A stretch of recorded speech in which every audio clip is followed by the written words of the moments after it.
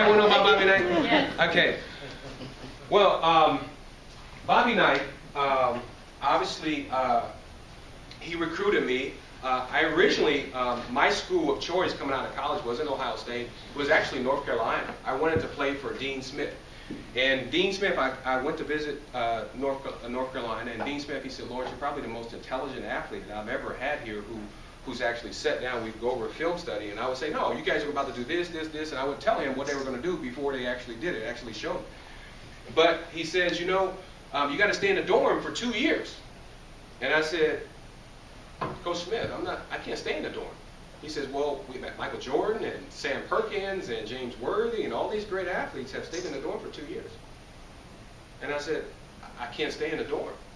And Coach Knight, he allowed me to live off campus as a freshman. And you could say, yeah, this is why I was somewhat pampered. But I was the first player to go to Indiana University and to live off campus as a freshman. First player ever under Bobby Knight to live off campus as a freshman.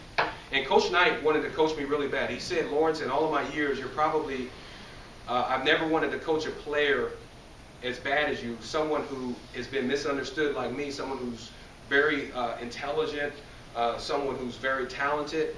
And obviously I used that to my advantage because I knew that he really wanted to coach me very bad. And then we were playing there, and I had just scored 26 points in a game. He put his arm around me, and he said, just think of all those a-holes. I know I'm on camera right here, so I'm not going to. He put his arm around me. He said, think about all those a-holes, and I know there's a pastor here as well. He put his arm around me. He said, no, just think about all those a-holes back in Columbus who said that you wouldn't make it here. This is right after the next day in the game. And then 1 hour later, he kicks me out of practice, and he says, Lawrence, I want you to go home. He says, I want to enjoy 30 minutes of practice without Lawrence messing it up. You can throw in the word of your choice in there.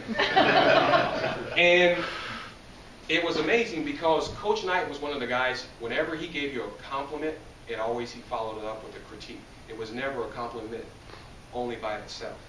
And when he recruited me, he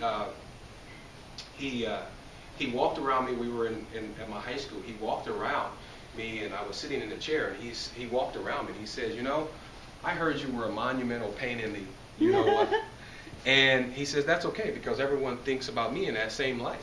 And I know you have a red shirt on, and he always had a customary red Indiana shirt, and I never played for a coach who wanted to win more than the players.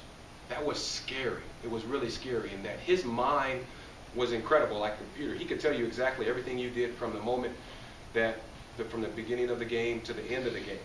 And if I had to do it all over again, my son, if I had a son playing for him, I would allow my son to play for Bobby Knight.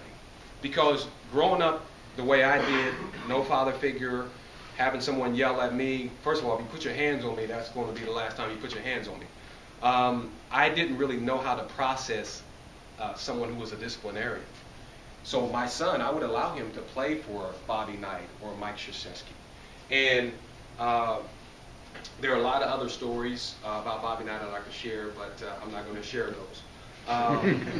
OSU men's basketball team, I think Coach Mata has done an outstanding job as a coach. I don't think he gets his credit enough because I know we're in a football crazy town, but this guy has done an amazing job as a coach.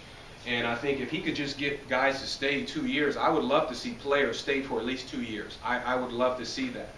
And I actually stayed all my years in college. But I think he's done an outstanding job. How are they going to do in the tournament? I don't really know, because they're great defensively, but they don't have anyone who can score points. They don't have an anchor in the middle. They don't have a guy like Deshaun Thomas or Evan Turner or someone who can anchor that middle. Any other questions?